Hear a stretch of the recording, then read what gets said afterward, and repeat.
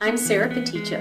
I'm an author, speaker, consultant, and executive coach. This is my book, West Point Woman: How Character is Created and Leadership is Learned. My book is the story of being one of the first women graduates from West Point.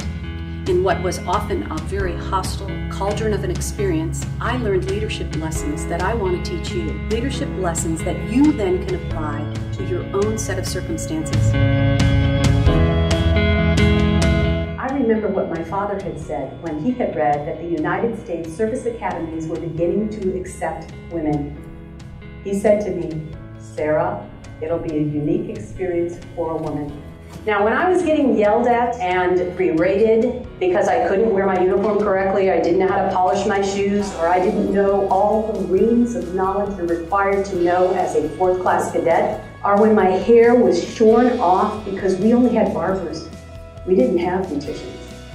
And I used to think at those times at the academy, yeah, Dad, this is unique, all right. I don't know what else you're going to call it. But at that moment, I said to myself, Dad, you were right. The West Point experience was unique, and it made me who I am. On that plane, I decided I was going to write a book. And it was going to tell stories that teach leadership principles, but it was going to appeal to a mass market of people. It's going to appeal to anyone that has felt disrespected, marginalized, hit the glass ceiling, just been plain frustrated.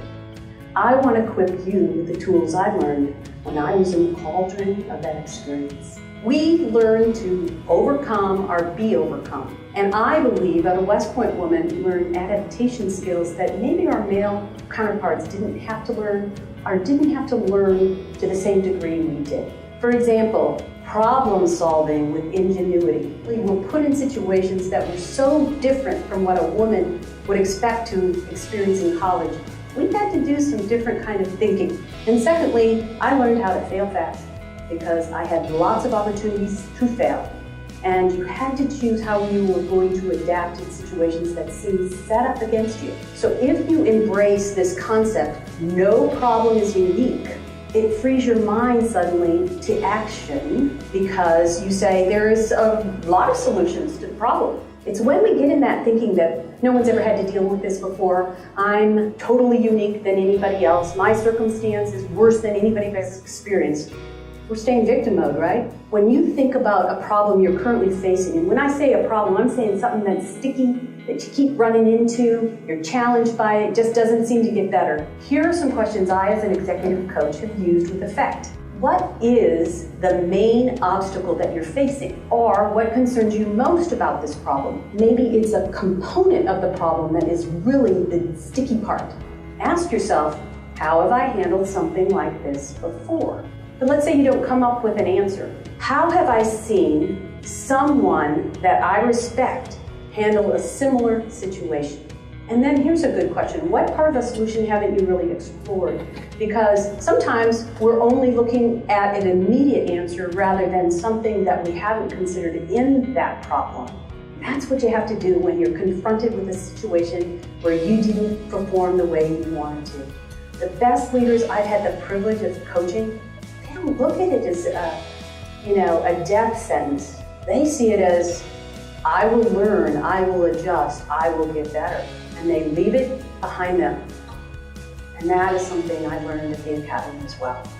But when you fail and you have these kind of disruptive kind of situations, what really was helpful to me was people that stood up near you, that taught you and came alongside you in those difficult times. Do you have people that do these things for you? Do you have people that fuel you versus drain you? People that give you energy, that help you see that there are other circumstances or ways of looking at your situation? Do you have people that grant you freedom, even the freedom to fall? In other words, they don't try to control you. But there's a nice balance here because they will also require you to be responsible and accountable. I think one of the best things they do is they defang failure. They help you get perspective on a situation because everybody's going to fail, especially if you're going to try and do anything that's challenging. And then they challenge and push you. You can do it. If you can't, then your first job is to find some people like that. And my suggestion for finding those kind of people is to become those kind of people. You need to be a kind of person that fuels others, unite instead of divide, and you're trustworthy. There's a lot of research that says the size of your net worth is directly related to the size of your network. So I want to encourage you to take these things, just 3 of them that I've mentioned today, and apply them to your own sets of circumstances. And you'll be able to tell your story of overcoming just like I've told mine. And one of the quotes from my book, and it's quite true, at West Point, I cried, but I laughed. I failed, I despaired, I succeeded. I got hurt, I loved, I began to lead, and I overcame and overcame. A portion of all my book sales will go to benefit veterans, especially wounded warriors and their families. So when you purchase my book, you benefit a veteran.